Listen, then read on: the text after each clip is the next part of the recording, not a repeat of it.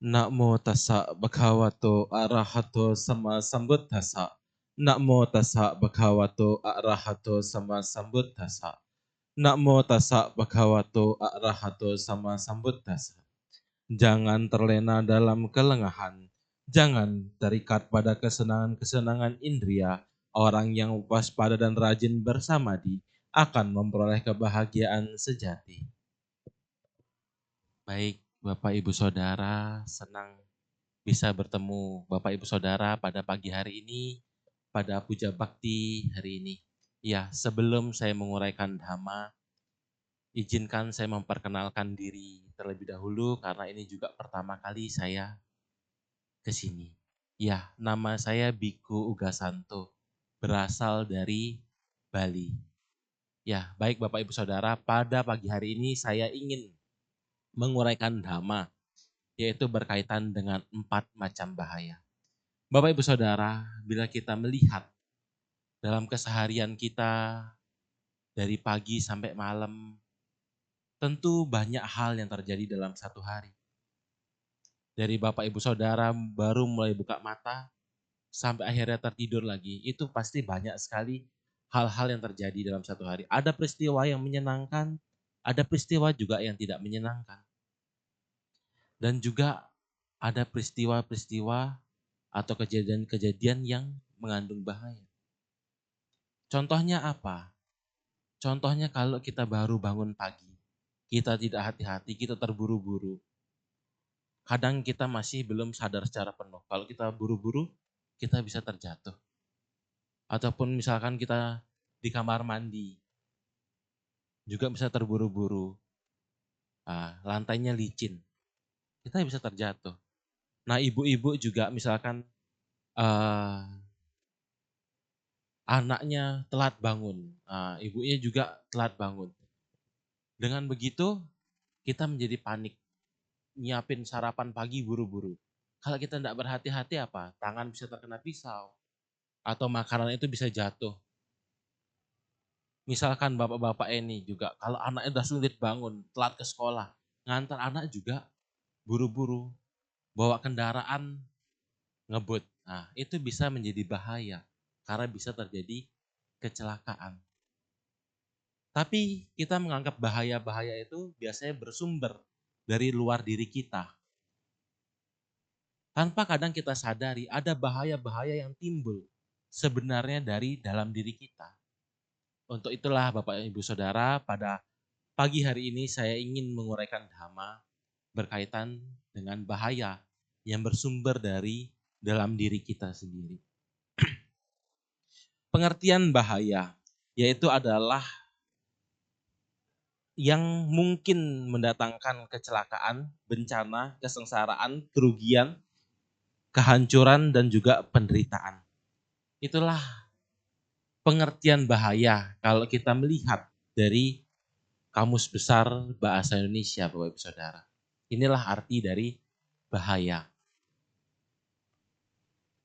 Bila kita berbicara bahaya, kita tidak akan bisa lepas dari 2 macam bahaya, yaitu yang bersumber dari luar diri kita ataupun yang berasal dari dalam diri kita. Yang pertama adalah bahaya yang bersumber dari luar diri kita atau bahaya eksternal. Contohnya apa? Bahaya-bahaya yang sifatnya eksternal. Seperti tindakan orang lain. Ataupun pengaruh cuaca. Atau keadaan. Atau karena binatang. Itu bisa menjadi bahaya. Atau virus. Nah, itu atau penyakit yang bersumbernya dari luar. Itulah yang disebut bahaya dari faktor eksternal. Bahaya-bahaya ini bisa dicegah Bapak Ibu Saudara, tapi tidak bisa sesuai dengan keinginan kita. Maksudnya apa? Tidak bisa kita kendalikan. Misalkan kayak kita mau mengendalikan orang lain, tidak bisa. Kita tidak bisa mengendalikan respon dari orang lain atau tindakan dari orang lain. Kemudian cuaca, kita tidak bisa mengendalikan cuaca. Saatnya hujan ya hujan, saatnya musim kering ya musim kering. Saat cuaca panas ya akan panas.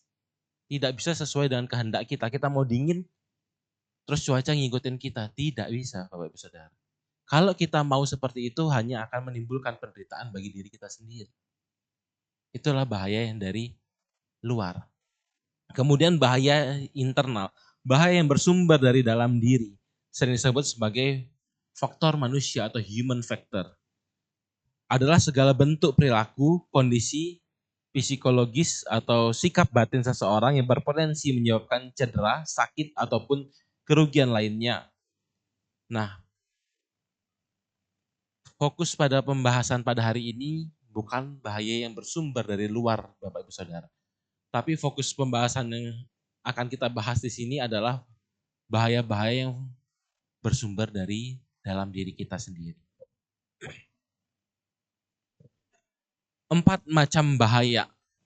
Dalam Umi Bahaya Sutta, Anguttara Nikaya, Sang Buddha menggunakan perumpamaan tentang gelombang di mana bisa menyeret seseorang untuk terus terjerat pada penderitaan yang menghalangi menuju pada kebebasan.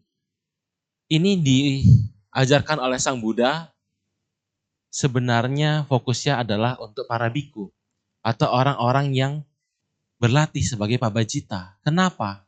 Karena 4 bahaya inilah yang bisa menyeret seseorang biku atau orang yang praktik pabajita untuk kembali ke perumah tangga. Tetapi ajaran ini tentu juga bukan hanya bisa dipraktekkan untuk para biku atau bisa menjadi bahaya untuk para biku saja. Tentu juga bisa bermanfaat bagi umat rumah tangga dan juga bisa dipraktekkan oleh umat rumah tangga. Yang pertama adalah bahaya dari ombak, yaitu adalah kemarahan dan juga kejengkelan. Muncul ketika tidak mau menerima nasihat atau teguran karena tersinggung ataupun marah. Bahaya yang kedua adalah bahaya dari buaya atau kerakusan, di mana kita tidak bisa mengendalikan diri berkaitan dengan makanan. Jadi fokus bahaya yang kedua ini adalah makanan atau minuman yang kita konsumsi. Kemudian yang ketiga adalah pusaran air, yaitu bahaya yang berkaitan dengan kesenangan nafsu indria, berkaitan dengan harta, fasilitas, dan juga kesenangan 5 panca indera. 5 panca indera yang dimaksud di sini adalah misalkan mata dari penglihatan, kuping adalah pendengaran, hidung dari bau-bauan, dan juga lidah yaitu perasa. Kemudian yang keempat adalah bahaya dari ikan buas. Atau biasanya kalau para biku biasanya bilangnya hiu. Nah kalau Bante bilang hati-hati hiu, nah, itu berarti lawan jenis. Nah yaitu adalah kesenangan terhadap lawan jenis. Itu adalah bahaya yang keempat. Jadi bukan hanya misalkan wanita, bukan. Bahaya ikan buas ini adalah bahaya dari lawan jenis, yaitu bagi seorang pria adalah wanita, bagi seorang wanita adalah pria. Kenapa dikatakan begitu? Karena kata Sang Buddha tidak ada yang lebih menarik bagi seorang pria daripada seorang wanita. Demikian juga bagi seorang wanita tidak ada yang lebih menarik bagi seorang wanita daripada seorang pria. Tujuan Sang Buddha mengajarkan ini adalah untuk memperingatkan kepada orang-orang yang sedang berlatih tentang hambatan psikologis dan emosional yang muncul ketika berjuang dalam menghadapi pembebasan. Menekankan perlunya pengendalian diri, kesabaran dalam mengatasi segala keinginan. Yang pertama adalah bahaya ombak atau kemarahan kejengkelan. Tidak mau ditegur atau tidak mau dinasehati. Saya akan membuka dengan kisah dari Bante Dewadatta. Bapak Ibu Saudara pasti tidak asing dengan Bante Dewadatta. Bante Dewadatta sejak kita SD sudah diajarkan kisahnya. Bahwa selalu Dewadatta adalah orang yang jahat. Tapi tanpa kita sadari, Dewadatta ini masih adalah kerabat dari Sang Buddha sendiri.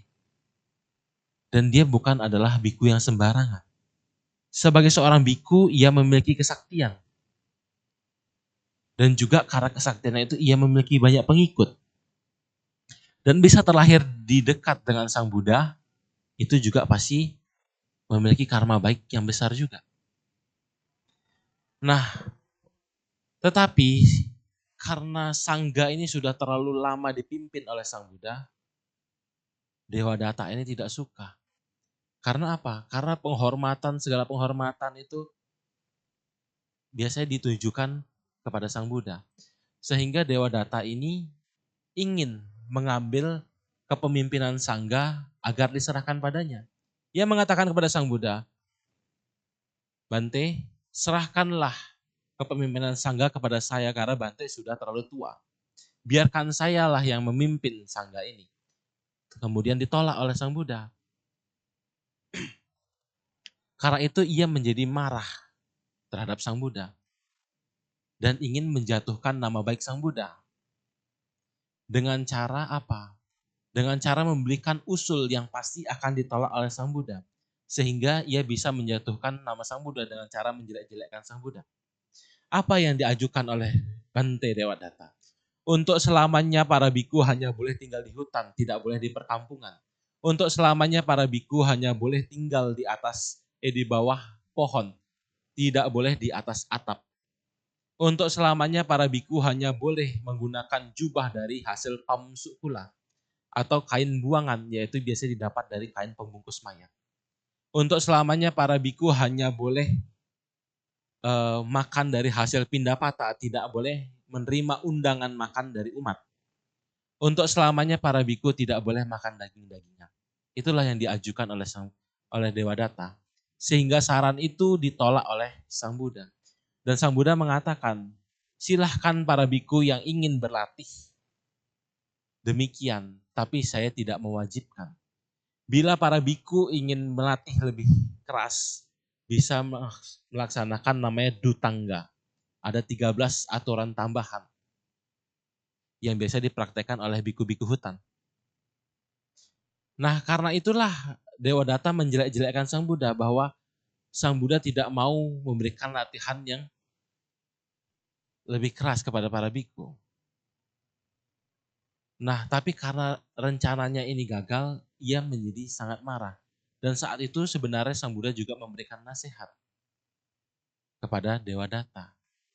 Tapi karena marah dan sudah membenci Sang Buddha sejak lama, sehingga Dewadatta ini ingin mencelakai Sang Buddha. Bahkan ingin membunuh Sang Buddha sebanyak 3 kali. Yang pertama adalah menyuruh pembunuh bayaran, yaitu pemanah, untuk memanah Sang Buddha. Tapi gagal, karena meta yang dimiliki oleh Sang Buddha. Bahkan pemanah ini mendapatkan khotbah dhamma dari Sang Buddha hingga bisa mencapai tingkat sucian Sotapanna.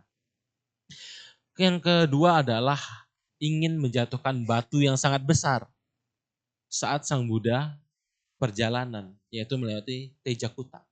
Jadi ada celah di antara tebing-tebing itu yang harus dilalui. Nah, Dewadatta ini sudah menyiapkan batu yang sangat besar di atas tebing ini agar jatuh menimpa Sang Buddha. Tapi batu yang dijatuhkan oleh Dewadatta ini ternyata menghantam dinding-dinding tebing sehingga menjadi pecahan batu yang kecil-kecil. Tapi salah satu pecahan batu ini menusuk kaki Sang Buddha sehingga kaki Sang Buddha menjadi berdarah. Bapak Ibu Saudara, seorang sama Sang Buddha itu tidak bisa dibunuh walaupun bagaimanapun caranya. Karena seorang sama Sang Buddha memiliki karma baik yang begitu luar biasa besar. Tapi seorang sama Sang Buddha masih dapat untuk dilukai. Itu pun sudah merupakan garuka kama atau karma buruk yang sangat berat. Yang dimana setelah kelahirannya ini, ia pasti akan langsung terlahir di alam neraka. Nah, karena gagal lagi, ia mencoba untuk ketiga kalinya, yaitu dengan cara membuat gajah Nalagiri ini menjadi mabuk. Coba bayangkan Bapak Ibu Saudara diserang oleh gajah yang mabuk atau gajah yang marah. Kita kalau diinjek sudah pasti meninggal. Atau kita dibanting, kita pasti meninggal. Nah, gajah Nalagiri ini ingin menyerang Sang Buddha, tapi karena meta yang dimiliki oleh Sang Buddha, gajah ini tersadar dari mabuknya. Justru menghormat kepada Sang Buddha. Nah, karena gagal ini, Dewadatta begitu tertekan, dan juga karena akibat dari perbuatannya ini Dewadatta ini menjadi jatuh sakit. Karena jatuh sakit dan juga kesaktiannya menghilang, ia ditinggalkan oleh murid-muridnya. Sehingga ia mulai menyesali perbuatannya dan ingin menemui Sang Buddha. Tapi Sang Buddha berkata bahwa Dewadatta tidak akan pernah bisa menemui Sang Buddha. Terbukti saat ia digotong oleh murid-muridnya yang masih setia, saat sedang beristirahat, saat ingin menyentuh tanah, bumi ini terbuka sehingga Dewadatta masuk ke dalam neraka Awici atau neraka yang paling dalam. Yang dimana dikatakan lamanya terakhir di neraka Awici itu adalah seperti gunung marmer yang setiap 100 tahun ada seseorang yang lewat dan mengelap dengan kain sutra sampai gunung itu habis. Itulah lamanya seseorang akan terakhir dalam neraka Awici. Jadi dalam neraka Awici itu juga masih bisa keluar Bapak Ibu Saudara. Bukan berarti tidak bisa atau kekal di alam neraka, tidak. Jadi ada juga masanya, tapi begitu sangat lama. Itulah Bapak Ibu Saudara kisah dari Bante Dewadatta. Karena kemarahan, karena ketidaksukaan, karena kejengkelan, ia menderita begitu lama di alam neraka. Ada juga perumpamaan begini Bapak Ibu Saudara. Amarah itu Bapak Ibu Saudara seperti kita memegang bola api. Jadi sebelum kita lempar bola api itu untuk mengenai orang lain, bola api itu telah membakar diri kita terlebih dahulu. Jadi sebelum amarah yang kita miliki itu nyampe ke orang lain dengan baik, mulai dari tindakan fisik, kata-kata yang kasar, sebenarnya amarah itu sudah membakar diri kita terlebih dahulu. Coba Bapak Ibu Saudara, perhatikan diri Bapak Ibu Saudara. Saat Bapak Ibu Saudara sedang marah, bagaimana rasanya? Tidak nyaman. Bahkan di sini kalau sudah terlalu marah bisa terasa sangat panas. Itulah sebelum membakar orang lain, sebenarnya amarah itu telah membakar diri Bapak Ibu Saudara sendiri terlebih dahulu. Dan dikatakan sebelum juga Bapak Ibu Saudara terlahir di alam neraka yang sebenarnya, dunia sekarang pun sudah seperti neraka. Kenapa? Karena sebagai orang yang pemarah, batin kita ini diisi oleh hal-hal yang negatif. Jadi batin ini menjadi tidak tenang. Itulah makanya amarah ini sangat berbahaya Bapak Ibu Saudara. Kalau kita tidak bisa mengendalikannya. Kemudian apa kerugiannya bila kita terjebak pada bahaya-bahaya ini? Yang pertama adalah ilmu dan wawasan menjadi tidak berkembang secara luas. Kenapa seseorang yang tidak bisa dinasehati, sulit untuk ditegur, mudah marah, itu ilmu pengetahuannya itu tidak bisa berkembang? Karena sebelum dia mendapatkan nasihat atau baru mendapatkan nasihat, dia sudah menyangkal terlebih dahulu.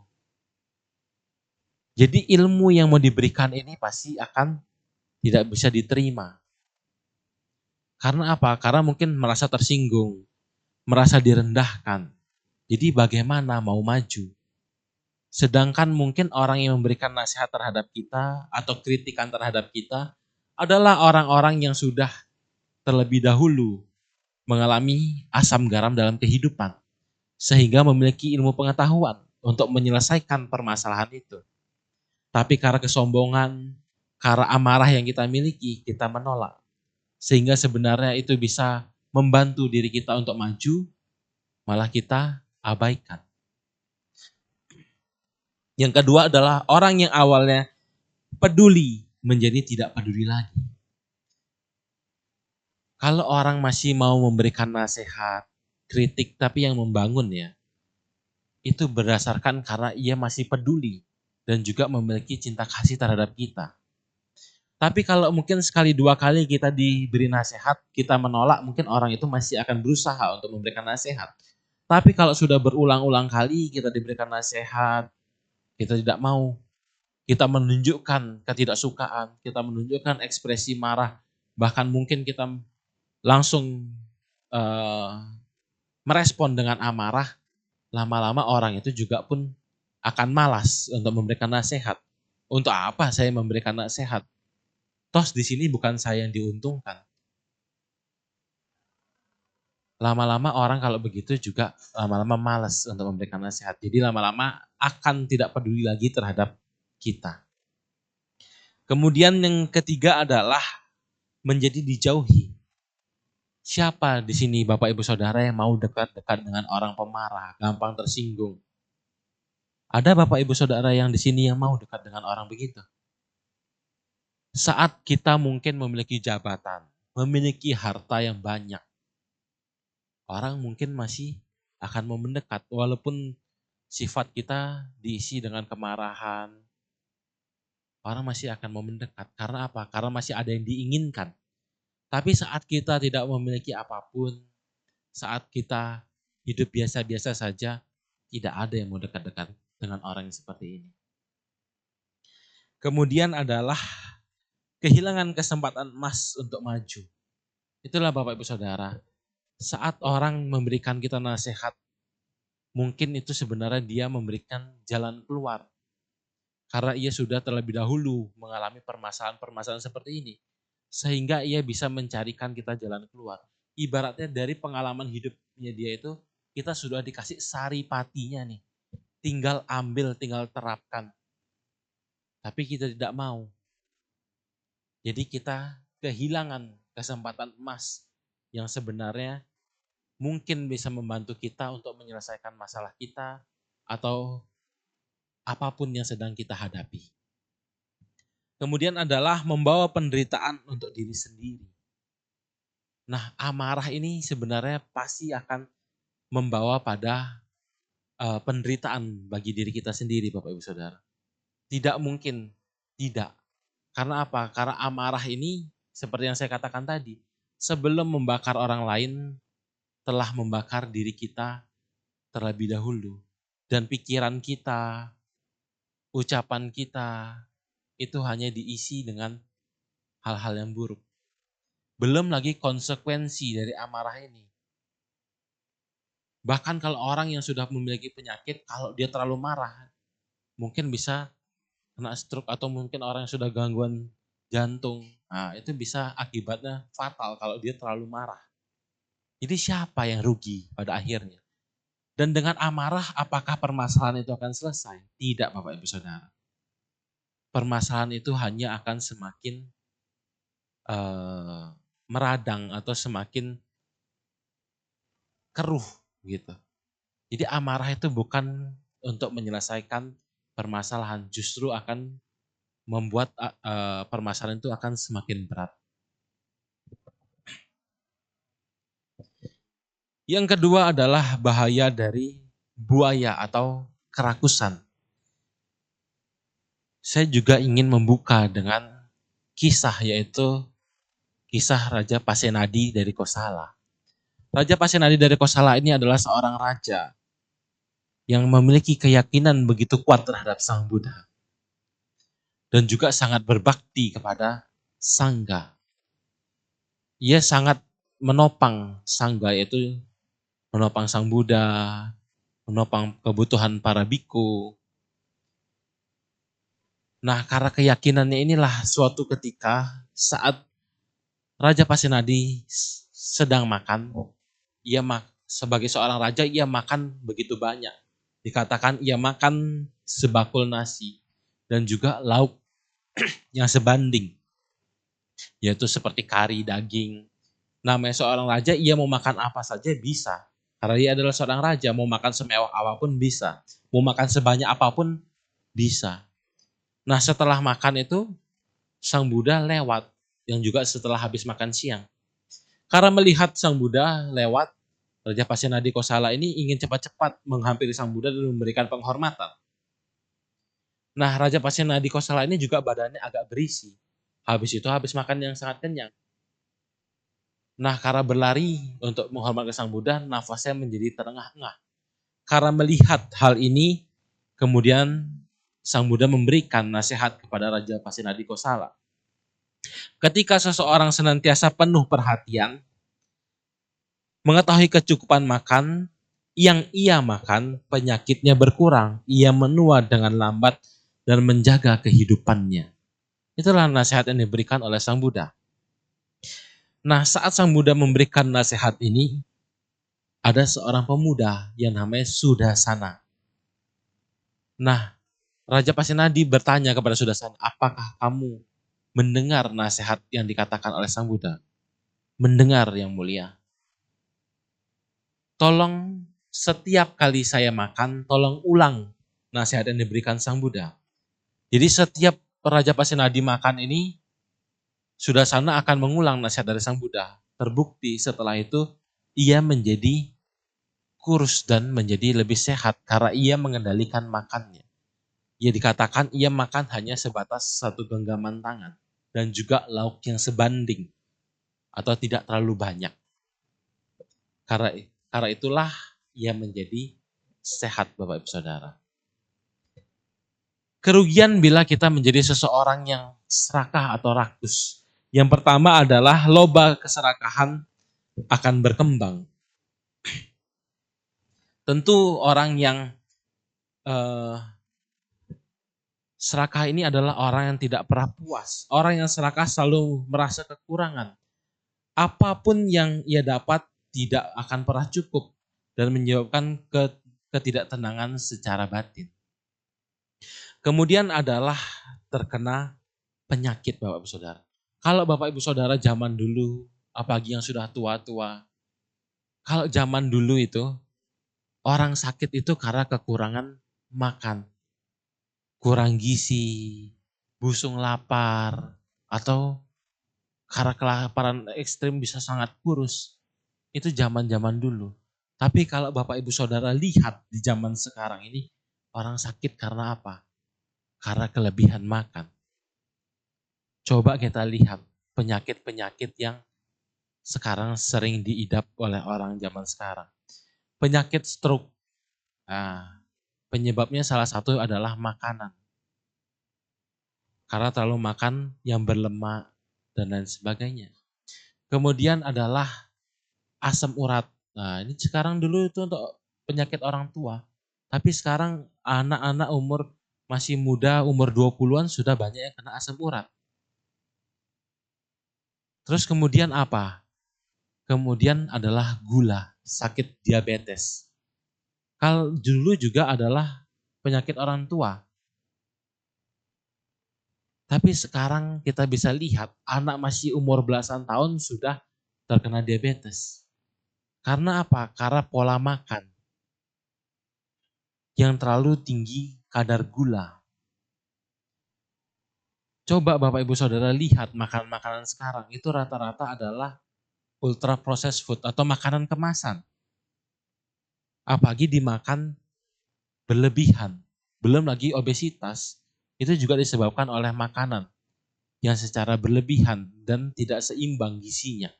Sehingga menyebabkan obesitas.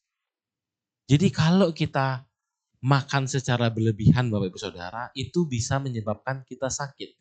Tetapi kekurangan juga bisa sakit. Jadi makan itu sebenarnya secukupnya. Makanya ada perumpamaan. Makanlah sebelum lapar, berhentilah sebelum terlalu kenyang. Saat Bapak Ibu Saudara terlalu lapar, apakah itu perasaan nyaman atau perasaan sakit? Itu adalah perasaan sakit. Saat kita terlalu lapar itu adalah perasaan sakit. Tapi saat Bapak Ibu Saudara terlalu kenyang, sudah mungkin sampai begah mau muntah itu, karena terlalu banyak makan, itu perasaan nyaman atau sakit? Itu adalah perasaan sakit. Jadi kalau kita makan terlalu banyak, itu bisa menimbulkan sakit. Baik secara spontan atau jangka panjang, Bapak Ibu Saudara. Kemudian adalah menjadi boros. Kalau kita lihat nih, apalagi yang muda-muda biasanya tahu, ada sekarang tren namanya mukbang. Nah, makan banyak, satu orang bisa makan 10 porsi mie. Atau kita banyak juga orang sekarang itu makan tidak cukup 1-2 porsi. Pesan itu berapa banyak porsi. Tidak dihabiskan, kalaupun dihabiskan dipaksakan. yang dimana itu akan menyebabkan menjadi boros plus juga sakit Bapak Ibu Saudara. Apa contohnya lagi kalau kita mengkonsumsi secara berlebihan ini menimbulkan boros dan sakit. Coba lihat orang zaman dulu Bapak Ibu Saudara. Kalau ngopi itu paling sehari sekali atau 2 kali. Pagi dan juga mungkin setelah pulang kerja, istirahat di teras, ngopi, menikmati sore hari. Kalau orang sekarang minum kopi itu mungkin bisa 3-4 kali sehari. Sekali beli kopi berapa? Kalau kopinya Starbucks, terus apa yang terkenal-terkenal itu. Satu porsi kopi itu berapa? 30, 40, 50 ribu. Coba dikalikan dalam sehari untuk beli kopi aja berapa. Belum juga minuman-minuman seperti itu juga tinggi gula. Sehingga bisa menyebabkan diabetes. Udah diabetes, boros lagi. Belum kalau sakit, lebih boros lagi. Dan sekarang coba Bapak Ibu Saudara lihat, banyak anak-anak itu terkena penyakit lambung atau GERD. Itu karena apa? Karena katup lambungnya ini rusak. Salah satunya adalah karena kebanyakan kopi. Karena kopi itu bisa menyebabkan lemahnya katup lambung. Itulah Bapak Ibu Saudara.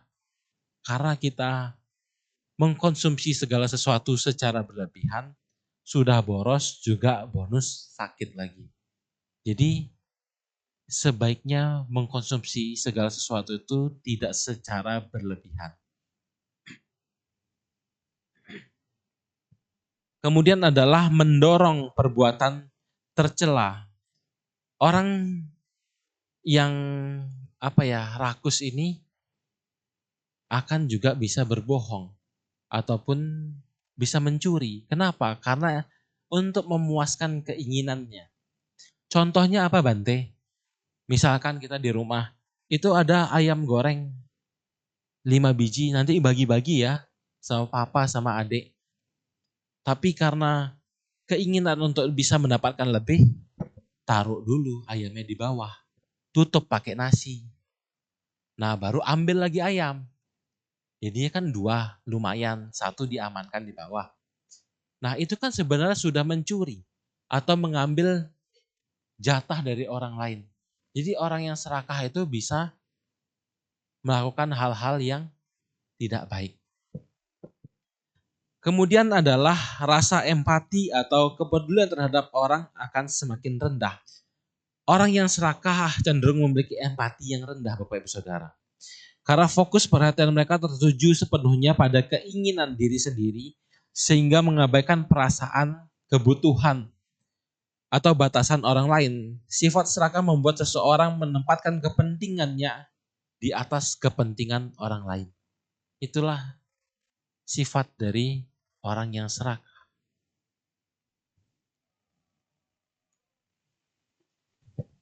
Bahaya yang ketiga adalah bahaya dari pusaran air atau kenikmatan indria.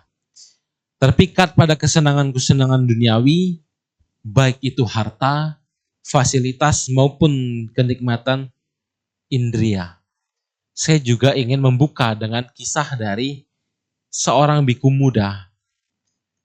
Di zaman Sang Buddha itu ada wihara, yaitu wihara Jetawana. Ada seorang biku atau seorang guru yang memiliki murid yang masih muda, yaitu biku yang masih muda. Nah biku yang muda ini diberikan tugas oleh gurunya untuk belajar ke wihara yang lain. Muridnya ini mengikuti kemauan gurunya. Biku muda ini belajar ke wihara yang lain. Nah saat biku muda ini belajar ke wihara yang lain, ternyata ayahnya meninggal.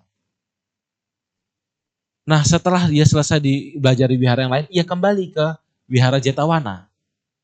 Kemudian pamannya menghampiri, menemui biku muda ini dan mengatakan bahwa ayahmu telah meninggal. Tapi ayahmu memberikan warisan saat ia meninggal. Yaitu ia memberikan 1000 kahapan emas atau seperti 1000 keping emas. Nah karena ia mengetahui bahwa ia memiliki harta yang lumayan banyak, ia menjadi tidak fokus lagi dalam melatih kebikuan. Karena apa? Karena pikirannya itu menjadi, saya memiliki banyak harta. Saya bisa bersenang-senang sebagai umat rumah tangga. Jadi ia sudah tidak fokus dalam berlatih dan tidak bersemangat dalam berlatih. Karena melihat hal ini, guru dan teman-teman ini membawa biku muda ini menghadap pada Sang Buddha. Saat bertemu Sang Buddha, ia ditanya oleh Sang Buddha, apakah benar engkau telah tidak lagi bersemangat dalam menjalani kehidupan sebagai seorang biku? Benar, Bante. Bila engkau menjadi perumah tangga, apakah engkau memiliki harta untuk bekal sebagai perumah tangga? Saya memiliki, Bante. Saya memiliki 1000 kahapan emas. Kemudian Sang Buddha mengatakan, apakah 1000 kahapan emas ini cukup menjadi modalmu sebagai seorang perumah tangga? Karena sebagai seorang perumah tangga kamu harus memiliki alat untuk bekerja seperti lembu, alat bajak sawah. Karena di zaman dulu itu banyak pekerjaannya adalah sebagai seorang petani. Ataupun engkau telah memiliki perabotan, memiliki rumah, memiliki pakaian dan lain sebagainya untuk menunjang hidupmu sebagai perumah tangga. Apakah 1000 kahapan emas itu cukup? Lebih lanjut Sang Buddha mengatakan, sebanyak apapun harta yang dimiliki, yang engkau akan miliki itu tidak akan pernah cukup. Dikatakan juga oleh Sang Buddha, bahkan raja dunia yang bisa mendatangkan hujan emas dan juga hujan berlian tidak akan pernah merasa cukup dengan harta yang dia miliki. Kemudian lebih jauh Sang Buddha menceritakan kisah dari Mandatu. Mandatu ini adalah salah satu raja dari 4 Catu Maharajika, yaitu adalah 4 alam dewa. Dan juga ia adalah salah satu penguasa di alam surga Tawatimsa bersama dengan raja para dewa, yaitu Saka. Setelah mendapatkan banyak kesenangan surgawi, ia masih tidak merasa puas, Mandatu ini. Ia menginginkan bahwa semua alam surga itu berada di tangannya atau menjadi miliknya. Bahkan ia ingin menyingkirkan raja para dewa Saka. Tapi itu tidak pernah terjadi. Sehingga karena keinginannya tidak terwujud ini, ia begitu menderita. Sehingga sinar kedewaan ini mulai meredup. Dan ia juga mulai menjadi menua. Tanda-tanda ini adalah tanda-tanda bahwa seorang dewa akan mati di alam dewa. Kalau seorang dewa itu sinarnya mulai meredup, ia sudah mulai menua, berarti ia akan mati di alam dewa. Terbukti tidak lama setelah itu, ia mati di alam dewa dan terlahir di alam manusia. Dan tidak lama ia meninggal. Itulah Bapak Ibu Saudara berkaitan dengan harta atau kesenangan-kesenangan. Kalau kita terus menginginkan, sedangkan keinginan itu tidak pernah puas, itu hanya akan membawa penderitaan bagi diri kita sendiri. Kerugian bila kita terjebak pada bahaya ini. Yang pertama adalah tidak pernah merasa cukup. Sifat tamak membuat seseorang merasa tidak akan pernah puas, akan selalu kurang dengan apa yang dimiliki, memicu kecemasan ataupun stres. Coba Bapak Ibu Saudara lihat, mungkin kita awalnya memiliki sepeda atau dibeliin sepeda baru sudah senang. Lihat teman kita atau tetangga kita punya motor, pengen juga punya motor. Berjuang sedemikian rupa, bekerja keras, akhirnya bisa beli sepeda motor. Lihat tetangga atau saudara bisa beli mobil, pengen bisa beli mobil. Kerja banting tulang, kerja ini pasti stres, menghadapi banyak permasalahan. Akhirnya bisa beli mobil. Lihat orang lain bisa beli mobil, lihat orang bisa naik mobil lebih mewah, pengen lagi. Itulah tidak akan pernah bisa puas. Bisa beli mobil mewah, lihat di mana Instagram, TikTok, artis naik helikopter, pesawat pribadi, pengen lagi seperti itu. Ya kalau itu sulit untuk dicapai. Pada akhirnya karena tidak bisa mencapai itu, akhirnya menderita sendiri. Itulah rasa tidak pernah cukup itu sebenarnya hanya membawa pada penderitaan bagi diri kita sendiri. Kemudian adalah ketakutan bertambah dan juga kekhawatiran bertambah. Ketakutan dan kekhawatiran bertambah, takut kehilangan dan khawatir kehilangan, dan takut dan khawatir karena tidak bisa mendapatkan lagi kesenangan-kesenangan ini. Coba kalau Bapak Ibu Saudara sudah terbiasa makan enak, tidak bisa makan enak atau makan makanan yang tidak enak, itu menderita. Karena apa? Karena tidak bisa mendapatkan kesenangan-kesenangan yang biasa kita dapatkan.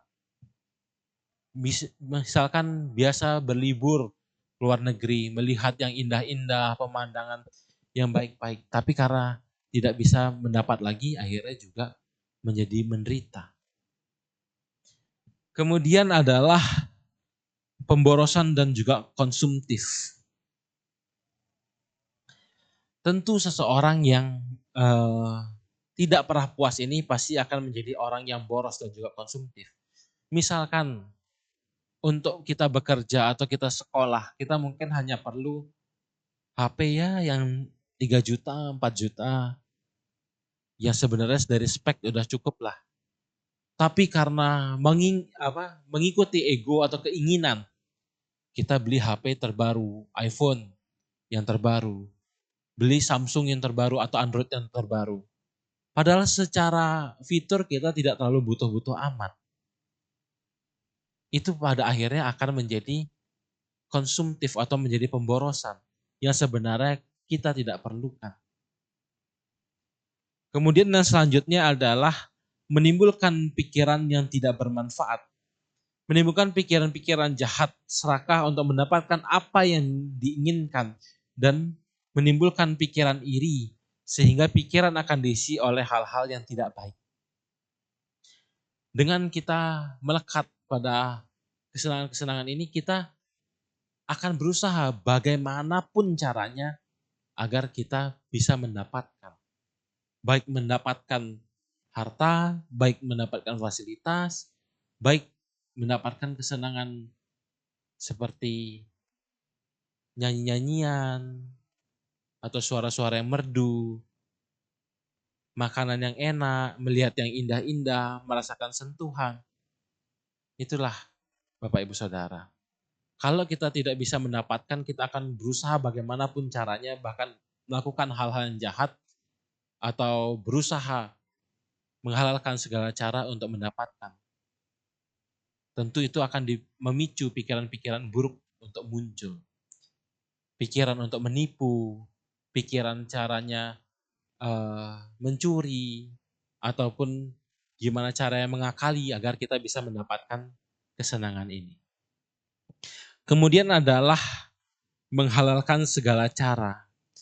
Ambisi menumpuk kekayaan seringkali mendorong seseorang untuk melakukan tindakan yang tidak baik seperti korupsi, tidak jujur, dan lain sebagainya. Bahaya yang terakhir adalah bahaya dari ikan buas, yaitu nafsu indera terhadap lawan jenis, Bapak Ibu Saudara. Ingin juga saya buka dengan kisah dari Bante Nanda. Bante Nanda ini adalah masih adik tiri dari Sang Buddha. Karena mamahnya adalah mamah sambung dari Sang Buddha. Nah, Pangeran Nanda ini sebelum menjadi biku adalah seorang pangeran yang ia juga diberkahi kerupawanan dan juga memiliki kekuasaan karena kerajaannya juga adalah kerajaan yang kuat. Sehingga ia dicarikanlah istri yang juga sepadan dengan dirinya. Ia dicarikan istri yang luar biasa sangat cantik dan juga dari keluarga yang bukan keluarga sembarangan. Nah, istrinya ini dikatakan adalah Janapada Kalyani atau wanita yang dikatakan tercantik di kerajaan itu. Nah, di hari ia menikah, Sang Buddha datang bersama dengan rombongan para biku. Nah, saat Sang Buddha datang itu mau tidak mau Pangeran Nanda pasti harus menemui Sang Buddha. Nah, saat Sang Buddha datang itu apa yang diberikan Sang Buddha kepada Pangeran Nanda? Yang diberikan kepada Pangeran Nanda ini adalah bowl yang dimiliki oleh Sang Buddha. Diserahkan kepada Pangeran Nanda. Mungkin karena merasa tidak enak untuk mengembalikan bowl itu, Pangeran Nanda ini membawa bowl itu dan mengikuti Sang Buddha. Yang dimana Sang Buddha akhirnya kembali ke wihara.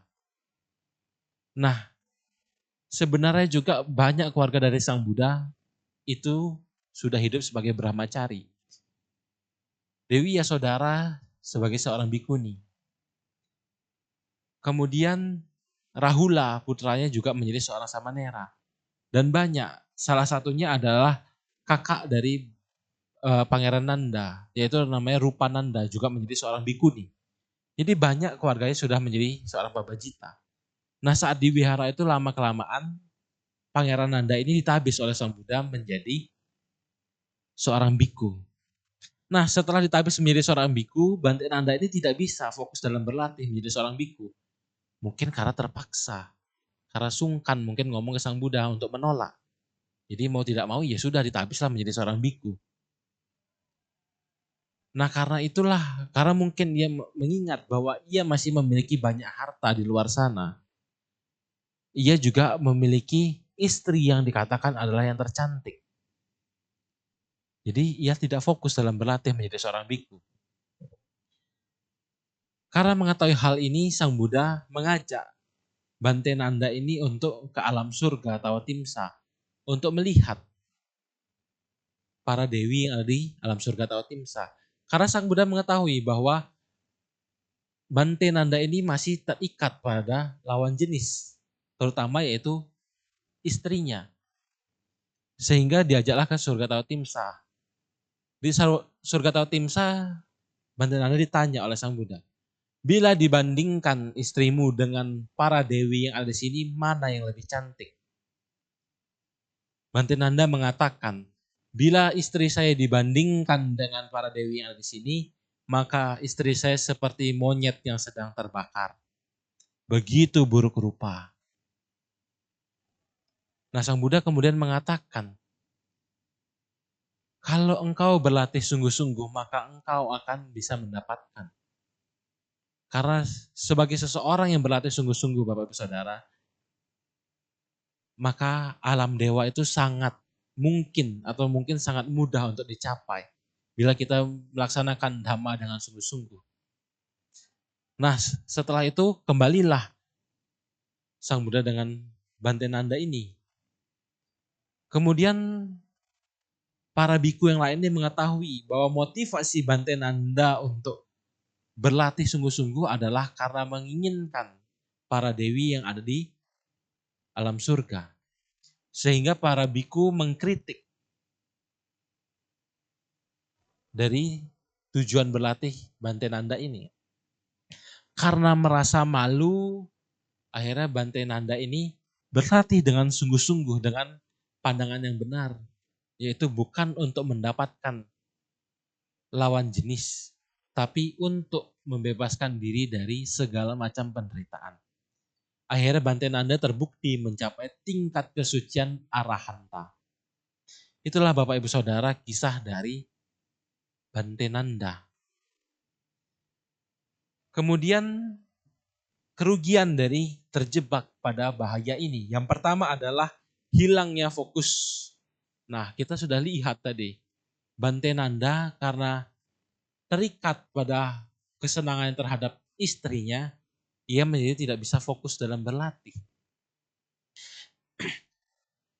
Pikiran yang didominasi oleh obsesi, fokus perhatian kita secara otomatis beralih dan terkunci pada orang yang kita sukai. Jatuh cinta mempengaruhi area otak yang sama seperti saat kita menggunakan zat-zat tertentu yang menimbulkan ketagihan. Emosi yang kuat, penurunan kemampuan berpikir secara rasional, kombinasi dari reaksi kimia ini menyebabkan seseorang menjadi kurang rasional. Karena otak lebih mengutamakan emosi dibandingkan logika sehingga kita menjadi susah fokus dengan apa yang sedang kita kerjakan. Itulah kalau kita terpaku terhadap lawan jenis karena kita sebenarnya terjebak pada obsesi. Kemudian yang kedua adalah kehancuran reputasi ataupun karir. Ini juga ingin saya memberikan sedikit kisah di dunia nyata di saat ini Bapak Ibu Saudara. Bapak Ibu Saudara tahu tidak perusahaan Nestle? Pasti Bapak Ibu Saudara tidak asing dengan perusahaan Nestle. Kalau kita lihat susu beruang itu Nestle. Kalau kita makan coklat KitKat itu juga produk dari Nestle. Kalau anak kita minum susu Denkau itu adalah produk dari Nestle. Jadi Nestle ini Bapak Ibu Saudara bukan perusahaan kecil. Perusahaan Nestle ini adalah skalanya itu adalah dunia, bukan lagi skala negara. Nah, salah satu CEO dari Nestle itu diberhentikan secara tidak hormat Bapak Ibu Saudara. Tanpa pesangon, tanpa apapun. Jadi langsung diberhentikan begitu saja. Bapak Ibu Saudara mau tahu tidak kenapa? Karena ia berselingkuh dengan bawahannya. Bayangkan ia bekerja selama 39 tahun mengabdi di perusahaan Nestle untuk bisa mendapatkan jabatannya. Tapi seketika karena kesalahan tertarik pada lawan jenis yang sesaat ini karirnya dan nama baiknya menjadi hancur. Karena apa? Di perusahaan besar itu kalau terdapat isu-isu maka itu bisa mempengaruhi perusahaan dan bisa membuat saham ini menjadi turun. Sehingga ia diberhentikan secara tidak hormat, tidak mendapatkan pesangon.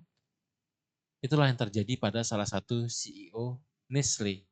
Karena ia berselingkuh pada bawahannya sendiri. Itulah contoh karena kita tidak bisa mengendalikan kesenangan kita terhadap lawan jenis. Apalagi kita sudah berkeluarga, maka itu bisa menghancurkan reputasi dan karir yang kita bangun susah payah selama puluhan tahun Bapak Ibu Saudara. Kemudian adalah perasaan takut ataupun bersalah. Saat seseorang sudah tidak setia pada pasangan, maka dia akan dihantui rasa ketakutan, rasa bersalah. Karena walaupun mungkin pasangannya atau orang lain tidak mengetahui, ada yang mengetahui, yaitu diri kita sendiri. Jadi pikiran kita itu dipenuhi dengan rasa bersalah dan juga takut, karena takut ketahuan. Apa yang kita lakukan ini takut orang mengetahui. Baik itu pasangan ataupun orang lain. Jadi kehidupan kita akan menjadi tidak tenang. Kemudian adalah perceraian dan perpisahan. Kalau rumah tangga Bapak Ibu Saudara sudah ada orang ketiga, maka rumah tangga itu walaupun mungkin masih bisa dibenarin, tapi sudah ada hilangnya rasa kepercayaan atau kepercayaan terhadap pasangan itu sudah berkurang. Sehingga akan terus diisi dengan kecurigaan-kecurigaan yang lama-kelamaan itu akan memantik keributan, perpecahan yang lama-lama akan membawa pada perceraian. Ujung-ujungnya karena kita tidak bisa mengendalikan diri kita mengorbankan orang-orang yang sebenarnya sangat kita cintai. Terutama anak. Nah, kalau orang tua bercerai, siapa yang paling dirugikan adalah anak. Kemudian adalah pasangan kita. Dan jangan salah, sebenarnya kita juga merugikan orang tua kita. Karena siapa sih orang tua yang mau anaknya bercerai? Tidak ada yang mau. Karena keinginan sesaat kita, kesenangan sesaat kita merugikan banyak orang-orang yang kita cintai. Itulah Bapak Ibu Saudara bahaya dari lawan jenis bila kita tidak bisa mengendalikannya. Lalu bagaimana cara mengatasinya? Cara mengatasi bahaya-bahaya ini. Yang pertama adalah praktik dana. Karena dapat mengikis kekotoran batin berupa keserakahan dan juga kemelekatan, menciptakan karma baik yang sebagai pelindung bagi diri kita sendiri. Jadi kita belajar melepas baik harta maupun kesenangan. Kalau orang yang sudah terbiasa melepas atau biasa berdana, tentu ia tidak mungkin menjadi orang yang rakus karena ia sudah terbiasa untuk mengendalikan diri atau sudah biasa berbagi. Dan juga ia pasti akan menjadi orang yang tidak serakah dan juga ia pasti akan bisa memiliki pengendalian diri berkaitan dengan harta. Orang dia sudah biasa berbagi, masa ia mau melakukan praktik-praktik yang kotor seperti korupsi dan lain sebagainya. Itulah makanya praktik dari dana ini sangat penting Bapak Ibu Saudara. Karena kita harus terbiasa untuk melepas yang kecil agar kita bisa melepas hal yang besar. Kalau kita tidak terbiasa melepas hal yang kecil, saat kita kehilangan, mungkin saat kita bangkrut, saat kita ditinggal oleh orang yang kita cintai, maka kita akan sangat menderita Bapak Ibu Saudara. Kalau kita sudah terbiasa melepas, mungkin saat kita ditipu, ya udahlah, anggap berdana.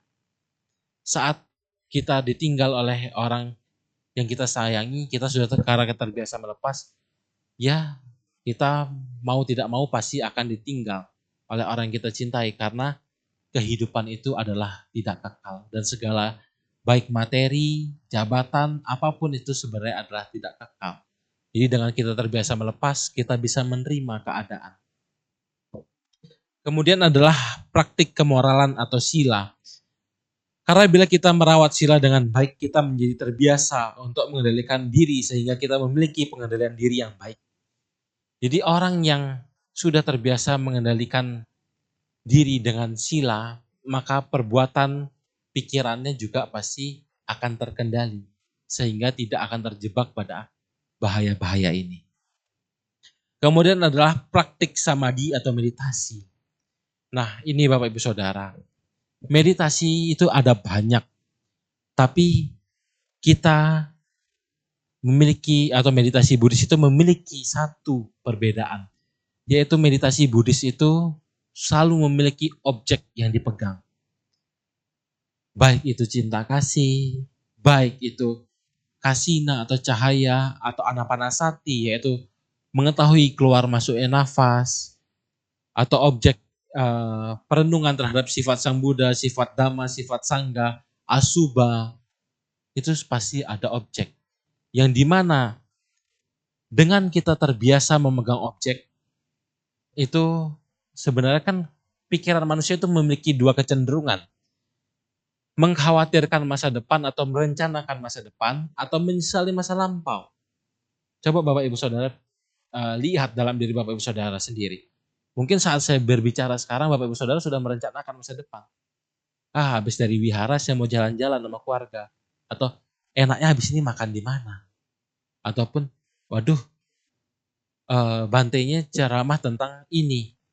Saya terjebak pada bahaya ini. Saya menyesali masa lampau saya. Itulah kecenderungan pikiran. Tapi dengan kita terbiasa bermeditasi, kita mengarahkan pikiran kita itu pada saat ini, pada momen saat ini, yaitu pada objek meditasi itu. Sehingga kita terbiasa untuk mengendalikan pikiran. Karena apa? Saat pikiran mulai mengembara, mulai memikirkan masa depan, kita tarik kepada objek. Saat mulai menyesali masa lampau, kita tarik pada objek meditasi lagi. Jadi secara tidak langsung kita sudah mengendalikan pikiran. Dan Sang Buddha mengatakan pikiran adalah pelopor. Bila pikiran kita diisi dengan hal-hal yang baik, maka ucapan dan perbuatan kita pasti akan diisi dengan hal-hal yang baik. Itulah Bapak Ibu Saudara pentingnya praktik meditasi. Kemudian adalah praktik pengembangan atau panya atau kebijaksanaan. Nah, panya atau kebijaksanaan ini yang diperoleh dengan memiliki pengetahuan yang luas. Baik pengetahuan umum maupun pengetahuan secara dhamma. Yaitu kebijaksanaan yang dimaksud di sini adalah mengetahui mana yang baik, mana yang buruk. Mengetahui mana yang dipraktikkan hanya membawa pada penderitaan atau duka, mana yang dipraktikkan membawa pada manfaat. Itulah kebijaksanaan yang dimaksud di sini. Dengan Bapak Ibu Saudara mengetahui atau memiliki pengetahuan yang luas, maka Bapak Ibu Saudara bisa memiliki kebijaksanaan. Contohnya apa? Contohnya dengan Bapak Ibu Saudara mengetahui hukum kama, maka Bapak Ibu Saudara akan mengurangi perbuatan buruk dan melakukan perbuatan baik. Karena tidak mau karma buruk ini berbuah dan tidak mau menderita. Dan juga misalkan Bapak Ibu Saudara memiliki pengetahuan yang luas. Misalkan ada ular yang masuk di rumah. Kalau kita tidak memiliki pengetahuan, ya udah kita pegang-pegang aja. Padahal kalau kita tahu mungkin ini ular yang berbisa, yang bisa membuat kita meninggal. Itulah dengan kita memiliki pengetahuan yang luas, maka kita bisa memiliki kebijaksanaan. Dan dengan memiliki kebijaksanaan, kita bisa menghindari bahaya-bahaya ini. Itulah yang ingin saya sampaikan pada pagi hari ini, Bapak Ibu Saudara. Semoga bermanfaat bagi Bapak Saudara semuanya, dan semoga bisa dipraktikkan. Akhir kata, sabi sata bantus kita atas, semoga semua makhluk hidup berbahagia.